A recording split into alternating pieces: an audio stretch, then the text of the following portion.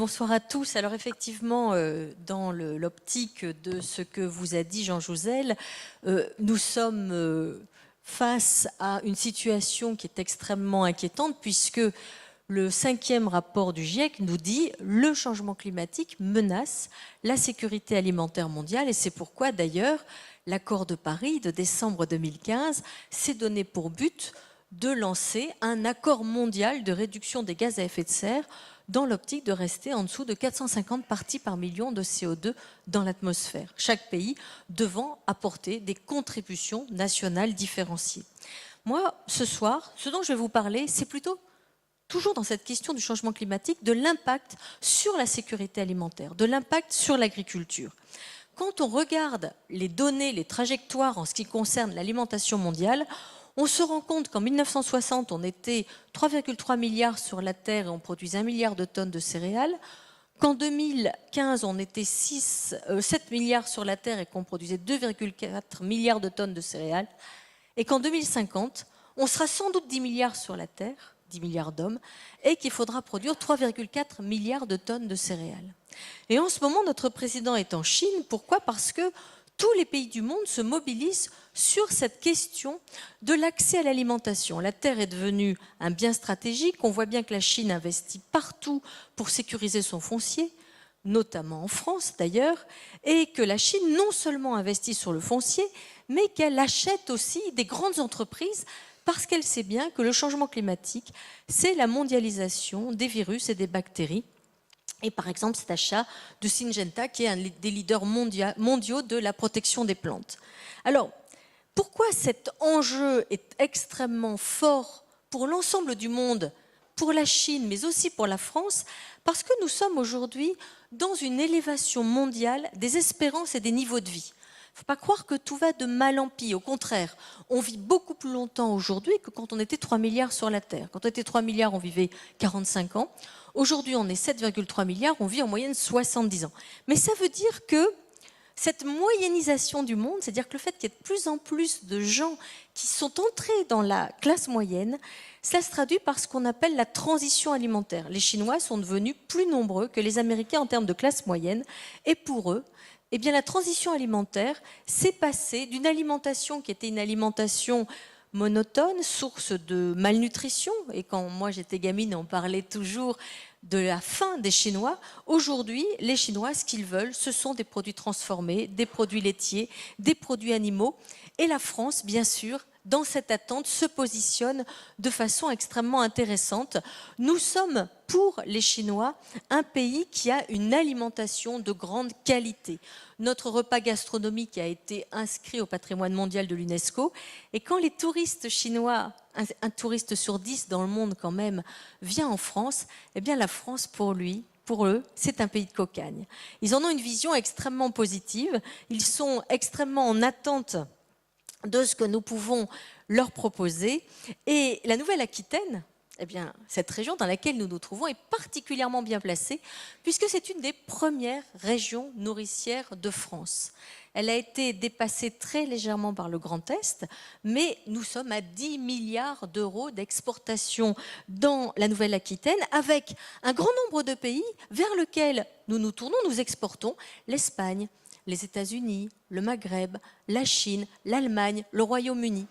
Et à l'intérieur de cette performance de l'agriculture en Nouvelle-Aquitaine, c'est quand même la moitié des exportations de la région, eh bien les Deux-Sèvres occupent une place qui est extrêmement intéressante puisque dans les Deux-Sèvres, un actif sur 6 travaille dans l'agriculture, que ce département produit à la fois un tiers de sa production pour le local, un tiers pour le Grand Ouest et un tiers pour l'exportation. C'est-à-dire que nous avons ici, dans les Deux-Sèvres, un pays qui réalise sur le plan agricole et alimentaire de véritables performances. Bien sûr, vous connaissez les melons, vous connaissez les fromages de chèvre, vous connaissez les viandes de qualité, bleu, blanc, cœur. Il faut savoir que dans les Deux-Sèvres, 2 tiers des exploitations sont orientées vers l'élevage, que nous avons une grande région agricole qui occupe des places qui sont remarquables à l'échelle française. Les Deux-Sèvres, c'est une petite France agricole premier producteur de lait de chèvre, premier producteur de melon, troisième producteur de lapin, septième producteur d'ovins.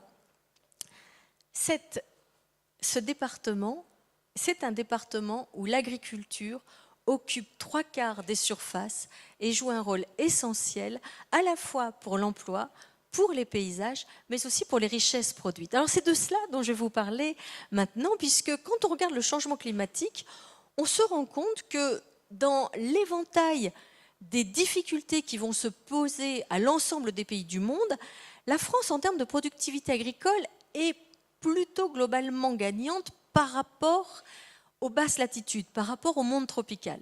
Mais qu'elle devra, cette France, repenser son agriculture. Pourquoi? Parce que vous le voyez sur la carte d'en dessous, nous allons vers une méditerranéisation et une aquitanisation du territoire français. C'est-à-dire que nous allons avoir des enjeux sur la conduite des exploitations agricoles qui se posent dès aujourd'hui à nos agriculteurs. Tout à l'heure, Jean parlait de l'impact sur la viticulture. Quand on veut faire face au changement climatique, on est confronté au défi de ce qu'on appelle l'atténuation, c'est-à-dire limiter les gaz à effet de serre qui sont envoyés dans l'atmosphère par tout un ensemble de mécanismes dans tous les secteurs, la transition énergétique, le découplage entre la production de richesses et l'utilisation d'énergie, ce qu'on appelle les 3 R, réduire, réutiliser, recycler. Mais on est aussi confronté au défi de l'adaptation, c'est-à-dire préparer ces territoires à des risques qui vont devenir beaucoup plus importants, qu'on a du mal à quantifier de façon précise à l'échelle locale, mais dont on sait qu'ils sont absolument réels. Jean vient de vous l'expliquer. Nous allons vers un bouleversement des climats et des paysages, avec des vagues de chaleur qui seront plus longues, avec des sécheresses qui devraient gagner tout le territoire, avec des gelées qui vont se faire plus rares. Quand on regarde le nombre de jours de gel, on a perdu en 50 ans, ici, 2 jours par décennie. Ça veut dire qu'on a perdu 10 jours de gel. Alors, ça joue un rôle sur un certain nombre de plantes qui ont besoin de gel hivernaux. Donc, il faut absolument mobiliser les énergies pour pouvoir faire face à ces défis qui sont réels et qu'on peut déjà mesurer maintenant avec l'avancée de la date des récoltes ou de la date des semis. Alors, la France, au sein de l'Europe, veut assumer un leadership mondial en termes de lutte contre le changement climatique. Ça a commencé à Rio en 1992, il y a eu cet accord de Paris de décembre 2015. Vous avez vu en décembre le grand sommet mené par Emmanuel Macron à la suite de la défection de Trump de l'accord de Paris, Make Our Planet Great Again.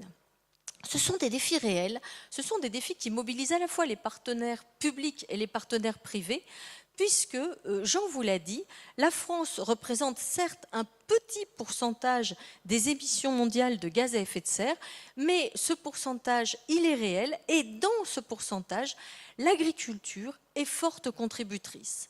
Si vous regardez les émissions françaises de gaz à effet de serre, vous voyez que l'agriculture représente à peu près 20% de ces émissions. Mais en Poitou-Charentes, pardonnez-moi d'utiliser ce terme qui ne correspond plus à la région, mais qui correspond à une réalité géographique, quand on regarde les travaux de Frédéric Levrault, notamment de la Chambre d'agriculture, ou de Guillaume Dufil de l'ADEME, on se rend compte qu'en Poitou-Charentes, 30% des émissions sont liées à l'agriculture. Alors, ce 5e des émissions françaises liées à l'agriculture, c'est à la fois la gestion des sols, avec l'oxyde nitreux, près de la moitié des émissions, et c'est aussi tout ce qui concerne l'élevage, tout ce qui concerne la fermentation entérique, les déjections animales qui émettent notamment du méthane, un gaz qui a un pouvoir de réchauffement beaucoup plus important que le gaz carbonique, que l'oxyde de carbone. Ici, dans la région, l'impact est déjà perceptible. Quand vous regardez la moyenne sur l'année des températures moyennes journalières, eh bien vous voyez que les anomalies, c'est-à-dire les écarts par rapport à la moyenne, sont extrêmement importants dans les 30 dernières années. Nous avons gagné plus 0,3 degrés Celsius par décennie. Quand on regarde les précipitations, On se rend compte que, évidemment, il y a une forte variabilité des précipitations et que le total sur longue période, il reste pour l'instant à peu près similaire. Mais il y a un souci sur la répartition de ces précipitations.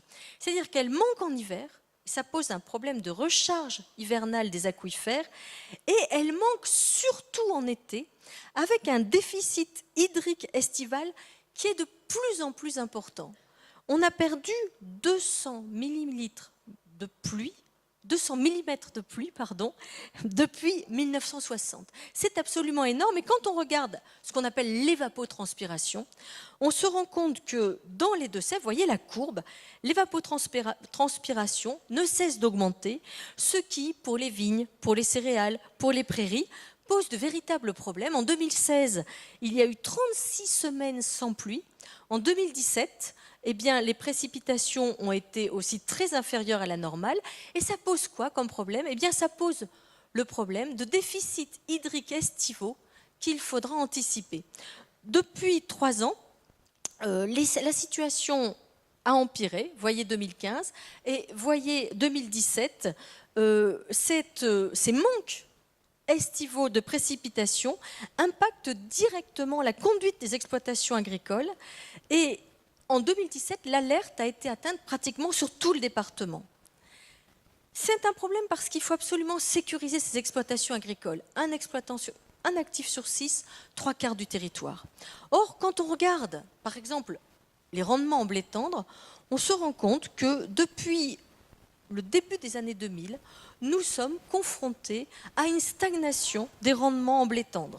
Vous savez, c'est important parce que nous avons à nos portes des régions, notamment le Maghreb, le Proche et le Moyen-Orient, qui sont structurellement déficitaires et où les importations de céréales et le prix des céréales conditionnent la paix sociale. Donc la France est une grande puissance céréalière. C'est une puissance qui approvisionne son environnement régional et qui nourrit les Français. Un agriculteur, il nourrit aujourd'hui 20 personnes à l'hectare, il en nourrissait 8 à l'hectare en 1960. Mais quand on regarde les rendements, eh bien, on se rend compte qu'ils n'augmentent plus. Alors, il y a à la fois, bien sûr, la baisse de la fertilisation azotée depuis le début des années 1990 avec la directive nitrate. Aujourd'hui, la quasi-totalité du département est en zone vulnérable. Le remplacement des légumineuses par du colza, même si on essaie d'inverser la tendance en ayant lancé un plan protéines végétales, parce que vous le savez, les légumineuses fixent l'azote dans le sol et elles jouent un très grand rôle dans l'approvisionnement de notre bétail en protéines végétales. Et puis, ce qu'on appelle la multiplication des jours échaudants, c'est-à-dire des jours qui sont très difficiles pour les céréales. Au-dessus de 25 degrés, le blé, l'orge ont beaucoup de mal à maintenir leurs résultats. Et on peut dire que les progrès génétiques existent, mais ils ont du mal, ils ne parviennent pas à compenser aujourd'hui le plafonnement des rendements. Donc qu'est-ce qui se passe aujourd'hui pour nos agriculteurs? Eh bien, ils ont le métier extrêmement difficile de nourrir le monde et de sauver la planète. On peut se demander s'il n'y a pas plus simple comme boulot pour eux, d'autant que souvent quand ils allument les télévisions ou les radios, ils sont en permanence critiqués, accusés, alors que le défi qu'ils doivent relever est un défi extrêmement important. Ce défi, il passe bien sûr par de bonnes semences, par une conduite nouvelle des exploitations. Il passe par une lutte contre les ravageurs. Mais il passe aussi par un élément fondamental qui a joué un rôle déterminant dans l'histoire de l'humanité, l'irrigation. L'irrigation et la gestion de l'eau, c'est une nécessité essentielle aujourd'hui dans les Deux-Sèvres. Pourquoi? Parce que vous êtes la Venise verte, vous avez le Marais Poitevin, qui est une grande zone touristique, qui est une zone magnifique. Cette zone, elle a été créée par l'homme, d'abord par les moines, et puis par Napoléon Ier. Vous le savez, elle repose sur la gestion de marais desséchés et de marais mouillés, c'est-à-dire sur un pilotage des vannes, sur la recharge des aquifères. Le Marais Poitevin, il n'est pas seulement important en termes de zone touristique, il est important aussi parce que, comme dans toutes les zones humides dans le monde, il joue un rôle de filtre, un rôle d'épurateur, un rôle d'amortisseur face à tous les aléas qui peuvent venir de la mer. Et il y a eu, ces derniers mois, une vaste enquête publique, vous le savez, pour créer 19 réserves collectives de substitution sur le bassin de la Sèvre niortaise. Madame Bateau, vous êtes intervenue, d'ailleurs vous avez fait un rapport extrêmement important sur la question que j'ai lu attentivement et j'ai vu que vous étiez un député qui travaillait, une députée qui travaillait, que vous travaillez énormément, et comme beaucoup de femmes d'ailleurs. Et alors, nous sommes donc face à ce polder, et ce polder, eh bien, sans l'intervention régulatrice des hommes, des femmes, sans l'intervention de l'agriculture, sans l'intervention de ce pilotage de ce qu'on appelle en Camargue les roubines et ce qu'on appelle ici les rigoles, eh bien, nous sommes confrontés à un risque de détérioration d'un paysage unique, deuxième zone humide de France derrière la Camargue. Alors, ce n'est pas seulement un paysage, c'est aussi une valeur agricole, avec la pisciculture, avec les fameuses poules de marrant, avec les fameuses mogettes, avec l'ensemble des activités d'élevage, les coopératives laitières, et puis tout ce qui est aussi lié à cet approvisionnement en matière de gestion des zones littorales. Alors, face à ces enjeux, le changement climatique rend les défis beaucoup plus difficiles que par le passé, mais ça ne veut pas dire qu'ils ne sont pas relevables, bien au contraire. Ce qui est fabuleux, c'est qu'on a pris conscience depuis quelques années que les agriculteurs avaient non seulement une fonction nourricière, mais qu'ils rendaient ce qu'on appelle, c'est un jargon un peu nouveau, mais des services écosystémiques. Que ce qu'ils pilotaient en termes de haies, en termes de bocage, en termes de prairies, eh bien, c'était des infrastructures agroécologiques. Et d'ailleurs, il y a en ce moment, dans ce département, et c'est quelque chose d'extrêmement important et intéressant, un accord historique entre les 4 principaux syndicats agricoles du département, c'est-à-dire la Confédération paysanne, la Coordination rurale, la FNSEA et les JA79, pour se mobiliser tous ensemble. Ils vont faire une journée d'action d'ailleurs à Parthenay le 26 janvier en disant « Attention, nous sommes en train de perdre le statut de zone défavorisée qui va nous rendre inéligibles à un certain nombre de soutiens alors que nous avons des handicaps naturels. C'est pas l'Abri, c'est pas la Beauce, c'est une région qu'il faut soutenir. C'est une région qui a besoin que les indemnités compensatoires de handicap naturel ne soient pas perdues. Or, dans les dispositions qui sont actuellement adoptées, il y a 186 communes qui risquent de sortir de ce dispositif qui soutient les milieux difficiles. Ça veut dire 1250 exploitations agricoles. Donc, vous voyez, les enjeux de l'agriculture, ce sont non seulement ces enjeux nourriciers de ces bons produits qui font les Deux-Sèvres, et d'ailleurs, nous allons en goûter tout à l'heure puisque nous avons la ferme de Saint-Goard, la ferme de la Basinière, la Bonne Volaille, Croque-Gâtine, dont nous allons pouvoir goûter les produits, mais c'est aussi la nécessité de regarder différemment un certain nombre de questions sur lesquelles on aime bien désigner des boucs émissaires. Souvent, on accuse l'irrigation, alors que l'irrigation, c'est ce qui a sauvé les civilisations. La France ne manque pas d'eau, l'eau ne tombe pas au bon moment. La préserver quand elle abonde pour la restituer quand il fait sec, c'est juste anticiper les risques de demain. De même, accuser les éleveurs en disant qu'il ne faut plus manger de viande, c'est oublier que la prairie, c'est une infrastructure écologique colossale. De même, je vais vous parler d'une plante à laquelle je suis très attachée, le maïs. Le maïs, on aime bien l'accuser, on aime bien dire que le maïs, c'est une plante terrible. Pour moi, qui vient de l'humanitaire, qui vient des pays africains, latino-américains, asiatiques, le maïs, c'est une des plantes les plus importantes au monde parce qu'elle permet à la fois de faire face à la croissance démographique et à la transition écologique. Regardez la quantité moyenne de litres d'eau qu'il faut pour fabriquer 1 kilo de grains. Eh bien, vous voyez que le maïs est une des plantes les plus efficientes en termes de capacité à transformer la lumière du soleil en de la biomasse végétale. De même, quand le maïs, qui est une plante en C4, fournit énormément de matière végétale, il capte aussi 10 tonnes de CO2 à l'hectare, c'est-à-dire un champ de maïs, c'est un puits de carbone. C'est une plante aussi qui est très peu traitée. C'est une plante qui fixe l'azote dans le sol. C'est une plante qui peut au printemps accepter les épandages des fluents animaux.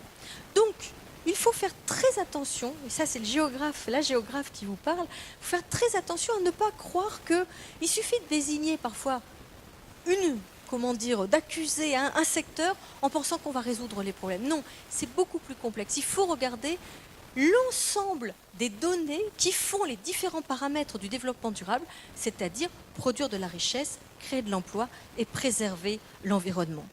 Préserver l'environnement, vous le savez, aujourd'hui, préserver la biodiversité, c'est devenu une priorité mondiale. Nous sommes dans un contexte où le nombre de zones protégées ne cesse d'augmenter. Il y a en Deux-Sèvres un certain nombre de zones qui sont extrêmement importantes dans le cadre des zones Natura 2000. Le bocage, c'est un territoire, un paysage essentiel. Et il faut faire très attention quand on parle de la biodiversité à ne pas voir seulement ce qu'on appelle la biodiversité sauvage, celle des Big Five. La biodiversité ordinaire, c'est-à-dire celle des territoires agricoles, elle est absolument essentielle. Vous avez une biodiversité créée par l'agriculture qui est une biodiversité nourricière. Et cette biodiversité, qu'elle soit dans le verger, qu'elle soit dans la prairie, où on dit que quand il y a une vache en surface, il y a l'équivalent de 10 vaches de matière organique qui vivent dans le sol. C'est la biodiversité de l'ensemble des activités que l'on peut mener dans la conduite d'une exploitation, avec un département qui se caractérise justement par cette diversité. Vous avez, toujours dans le maïs, il fallait que je vous en parle, les fameuses grues cendrées que l'on vient admirer dans ces champs de maïs. Donc, face aux enjeux du développement durable, tous les secteurs doivent se mobiliser, absolument tous. Et dans les Deux-Sèvres, il y a 30% d'énergie renouvelable. 30% d'énergie renouvelable, c'est-à-dire c'est un département qui innove, qui trouve des solutions. Vous avez un certain nombre d'entreprises extrêmement performantes.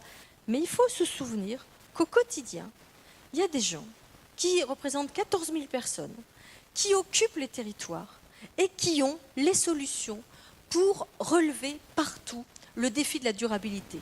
C'est-à-dire que ce sont des gens qui entretiennent les paysages, qui sont capables de verdir la chimie. On a interdit les sacs plastiques, mais grâce au maïs, grâce à la pomme de terre, grâce à tout ce que les fécules végétales, on peut trouver des substituts. On fournit de l'énergie, la méthanisation, les éoliennes, les circuits courts, la valorisation des effluents.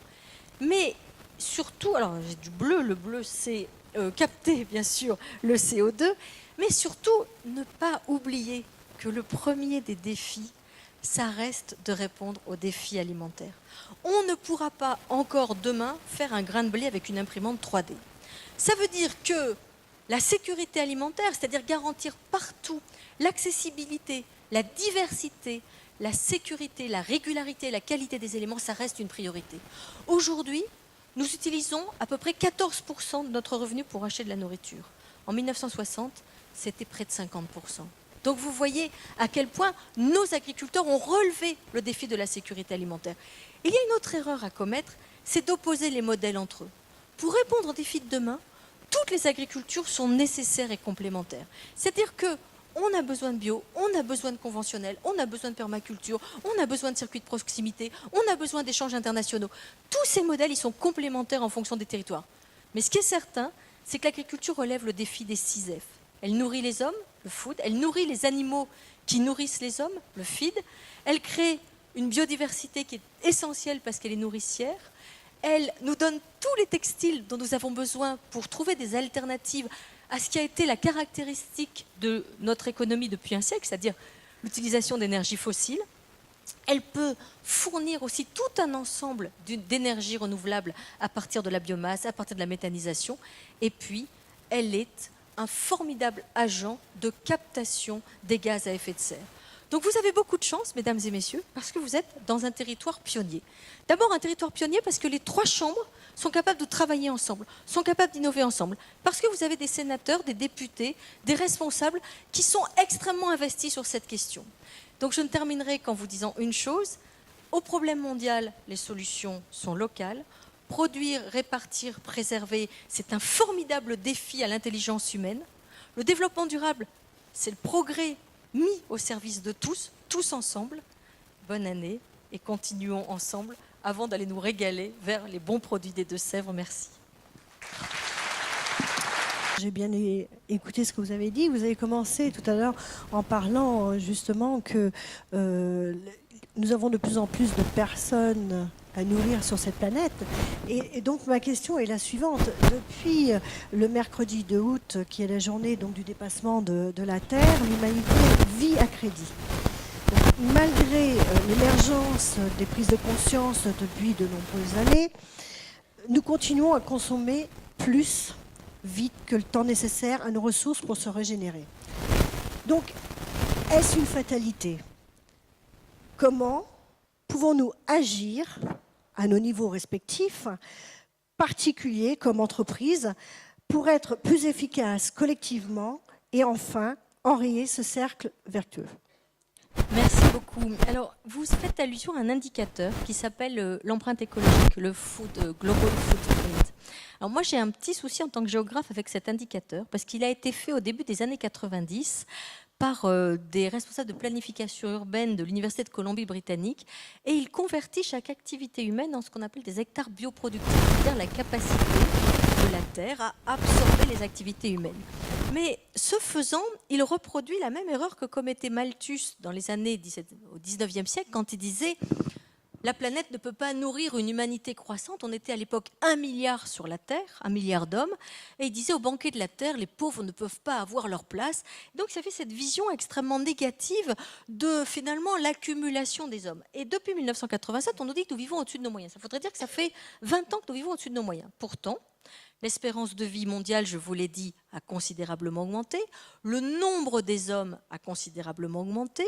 L'indice de développement humain s'est élevé, c'est-à-dire que globalement, je vous l'ai dit, la classe moyenne mondiale est une réalité. Et quand un pays se développe, sa classe moyenne a une préoccupation. C'est que ses enfants ne vivent pas avec les dégâts environnementaux qu'ils ont subis, eux. C'est le problème, par exemple, du fait que les Chinois se sont aujourd'hui résolument engagés dans la transition écologique. On appelle ça la courbe de Kuznets environnementale, c'est-à-dire qu'à partir d'un certain niveau de revenus, il y a un investissement pour découpler. Découpler, ça veut dire quoi ? Ça veut dire casser le rapport entre la création de richesses et la consommation d'énergie fossile. C'est-à-dire ne pas considérer que si on est nombreux, ça veut dire forcément qu'on va peser plus sur les ressources. Non, le vrai développement durable, c'est de trouver dans la transition énergétique, dans les villes durables, dans la gestion de l'agriculture permettant de continuer à faire face aux risques, dans l'ensemble des activités des transports, dans tout ce qui produit aujourd'hui des émissions négatives, des émissions préjudiciables, trouver des solutions pour justement produire du bien-être sans peser sur l'environnement. Catherine Aubertin dit « Le développement durable, c'est l'ambition normative d'établir un état de bien-être universel en humanisant et en écologisant l'économie ». C'est un formidable défi qui nous est posé. Mais vous savez, au XVIIIe siècle, on vivait sur le bois. Au XIXe siècle, on vivait sur le charbon. Au XXe siècle, on vivait sur le pétrole. Les énergies de demain, eh bien, elles sont infiniment nombreuses, elles sont extrêmement diverses. Rien qu'avec l'énergie solaire, on peut, avec l'espace d'une journée, fournir à l'ensemble de la Terre son énergie. Pour l'instant, bien sûr, c'est un problème de recherche-développement, c'est un problème de technique. Mais ce dont on se rend compte, c'est qu'il y a une mobilisation planétaire grâce au GIEC, grâce à l'accord de Paris, grâce à la mobilisation de la finance verte pour trouver des réponses. Et donc, je pense que ce n'est pas une fatalité et que c'est au contraire un défi opposé à l'intelligence humaine et que nous allons le résoudre. Jean-Marc Renaudot, président de la Chambre d'agriculture, j'imagine que vous avez goûté avec plaisir ce plaidoyer pour l'agriculture de Sylvie Brunel. Vous aussi, vous aviez une question ou un complément ? Alors, effectivement, oui, j'ai apprécié l'intervention. Vous êtes une ambassadrice de l'agriculture, des agricultures, comme vous l'avez dit. Effectivement, il ne faut pas les opposer. C'est l'addition de ces différentes agricultures qui fait notre richesse, tout comme les Deux-Sèvres sont très diversifiées dans les productions. L'agriculture, par contre, est en passe d'années de crise qui perdurent. Et donc, je crois qu'effectivement, on n'est plus en crise, on est en mutation. Donc le changement climatique en fait partie, mais pas que. Et par rapport à ça, justement, quel est vous l'avez exprimé en partie, mais quels sont les atouts justement de l'agriculture de Sévrienne, mais là, en règle générale aussi l'agriculture régionale, nationale, par rapport à tous ces défis ? Alors, vous le savez, on a la chance en France d'avoir encore une agriculture familiale. C'est-à-dire que dans un grand nombre de pays du monde, on est vers une agriculture sans agriculteurs, hein, avec des grandissements des exploitations gigantesques, et puis plus personne. Puis de l'autre côté, vous avez encore, dans les 800 millions de personnes qui souffrent de la faim dans le monde, 2/3 sont des ruraux qui ne produisent pas suffisamment pour se nourrir et nourrir leur famille et qui ont à la fois des semences, des filières, des outils qui ne sont pas du tout à la hauteur. En France, on a une agriculture qui, parce qu'elle a relevé le défi de la faim de notre pays après la Seconde Guerre mondiale, a fait un bond absolument prodigieux. Et cette agriculture, dans les années 90, alors qu'elle avait relevé le défi de la sécurité alimentaire, elle a compris qu'il fallait aborder un nouveau tournant qui était le tournant de la transition agroécologique.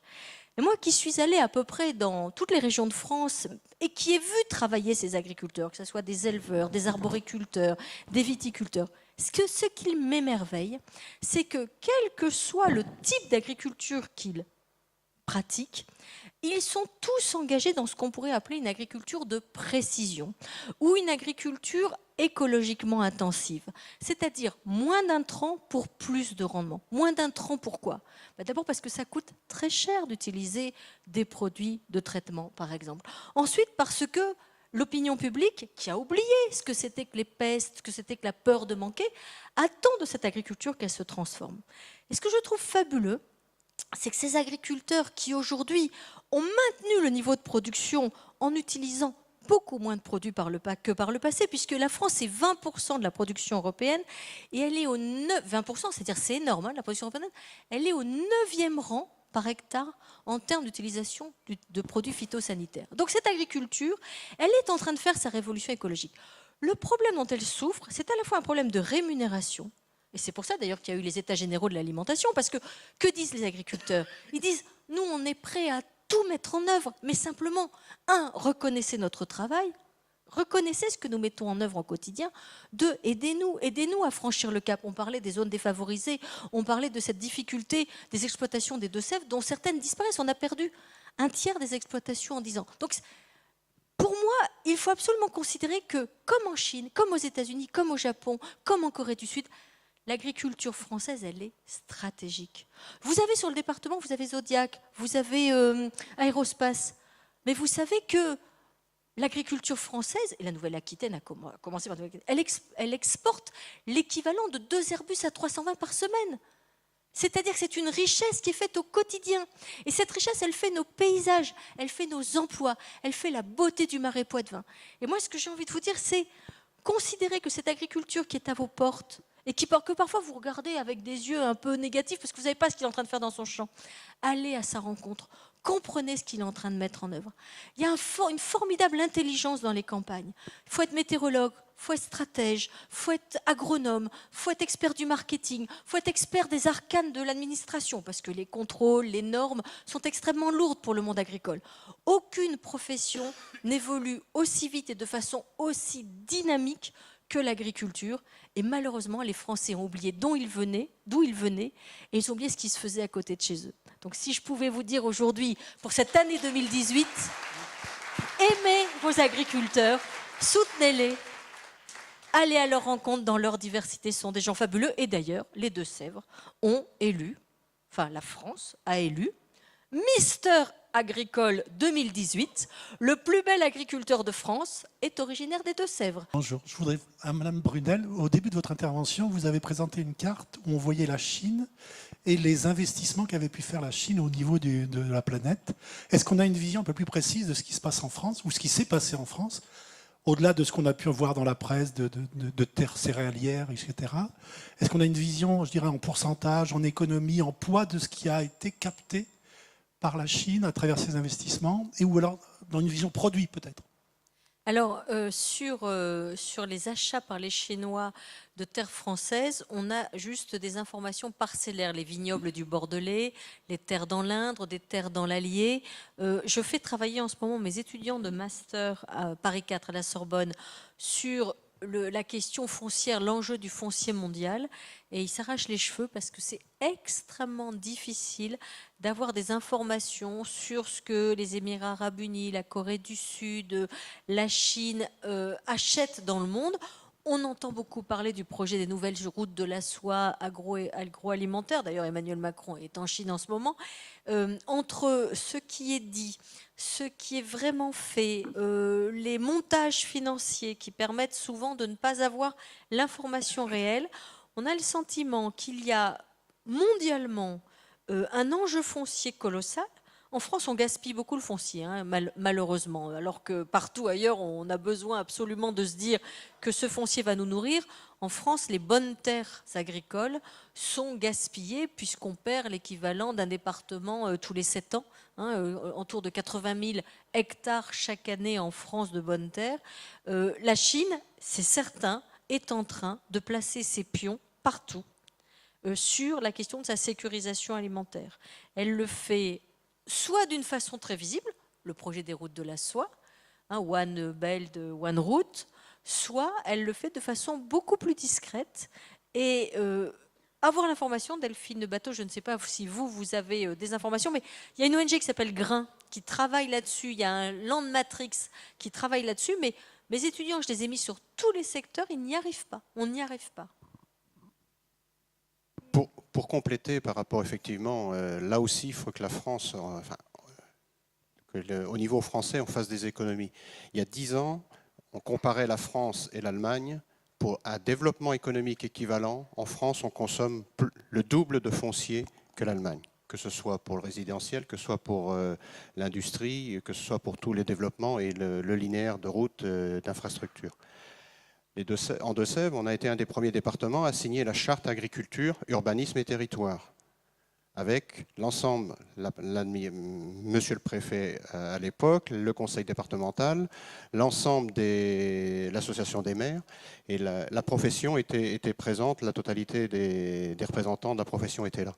Justement, c'est sur la première économie aussi, et là, dans l'atténuation, c'est de ne pas consommer de foncier. Parce que quand on consomme du foncier agricole, eh bien, c'est des terres qui ne reviendront jamais. Donc là aussi, la densification. On a eu à une époque le pavillon sur 1000 mètres carrés. Ce n'est plus d'actualité aujourd'hui. La densification, la réutilisation. Et là aussi, il faut y regarder. Oui, bonsoir. Quand on traverse les pays de l'Afrique de l'Ouest, on s'aperçoit que dans beaucoup d'endroits, il y a un tiers, un quart de la terre cultivable est exploitée. Et les gouvernements ne font ou ne veulent pas prendre les moyens pour développer ces moyens de production. Alors que les paysans là-bas, ils sont sur des surfaces de 1, 2, 3, 4, 5 hectares au grand maximum. Oui, c'est... Oui, mais vous avez tout à fait raison, monsieur, puisqu'on considère qu'il y a 10% seulement des terres qui sont effectivement cultivées en Afrique et que 60% des terres arables disponibles dans le monde se trouvent sur le continent africain. En même temps, ce qu'il faut voir, c'est que les systèmes culturaux africains étaient des systèmes qui étaient très intelligents parce qu'ils étaient fondés pendant très longtemps sur une agriculture qui jouait sur une vaste disponibilité de terres pour laisser la jachère, et des jachères de très longue durée, 10 ans, 15 ans, 30 ans, permettre la reconstitution passive de la fertilité du sol. Et ce qui s'est passé pour ces systèmes culturaux africains, c'est que la croissance démographique a été extrêmement rapide, mais pour un certain nombre de raisons, les agriculteurs africains n'ont pas été soutenus, sauf certains d'entre eux, parce qu'il existe aussi une agriculture extrêmement performante sur le continent africain, mais les agriculteurs africains, c'est-à-dire le petit agriculteur familial africain, il n'a pas du tout été soutenu dans sa capacité à entrer dans un système plus productif, parce que les filières n'étaient pas présentes, parce que les semences, les intrants n'étaient pas disponibles, ou alors à des prix extrêmement élevés. En même temps, moi, je travaille en ce moment avec les gens de la Muraille Verte, Gilles Butch, vous savez, sur le grand projet qui va du Sénégal à l'Éthiopie. et qui consiste à densifier sur le plan agricole la zone la plus fragile, puisque c'est la zone sahélienne, à la limite entre le désert et le Sahel. Et on constate que dès que ces agriculteurs bénéficient d'une reconnaissance, d'une rémunération, d'un soutien technique, ils obtiennent des résultats absolument extraordinaires. C'est qu'il n'y a pas de fatalité à cette difficulté aujourd'hui de l'Afrique. Demain, l'Afrique pourrait très bien devenir le grenier du monde, comme l'était Madagascar dans les années 60, avant qu'elle sacrifie son agriculture. Donc voilà pourquoi, Jean, moi je suis plutôt optimiste sur la capacité du monde à faire face aux enjeux agricoles de demain. Mais ce qui est sûr, c'est que tant qu'on considérera que l'agriculture est soit une variable d'ajustement, c'est-à-dire qu'on peut prendre des mesures internationales qui pénalisent l'agriculture, comme on a fait quand on a décrété des sanctions contre Poutine. Bon, ben voilà, ça a pénalisé nos agriculteurs alors que c'était le premier importateur de produits agricoles au monde, et la Russie a considérablement développé son agriculture, nous faisant perdre des marchés qui étaient des marchés extrêmement importants pour nos agriculteurs. Donc, je pense que nos agriculteurs, ils ont besoin aujourd'hui, et tous les agriculteurs du monde, ils ont besoin de respect, ils ont besoin de reconnaissance, ils ont besoin de la recherche, et ils ont besoin surtout de rémunération. C'est-à-dire que ces 4 R sont des 4 R absolument essentiels. L'agriculture, finalement, dans le monde, elle se répartit, la capacité de l'agriculture se répartit en fonction des sommes que les États investissent dans l'agriculture, pas seulement au niveau des prix, mais au niveau aussi de cette recherche essentielle face au changement climatique en termes de semences, en termes de conduite des exploitations, en termes de protection des cultures. Et là, c'est tous les enjeux aujourd'hui des EGA, de la renégociation de la PAC, de tout ce qui est en train de se passer. Sauf que nos agriculteurs en France, ils sont dans une profonde crise morale parce qu'ils ont le sentiment que on ne tient pas suffisamment compte de leurs attentes, de leur existence, et qu'on les traite souvent très mal. Voilà, je ne vais pas reprendre en boucle, hein, mais c'est vraiment une préoccupation.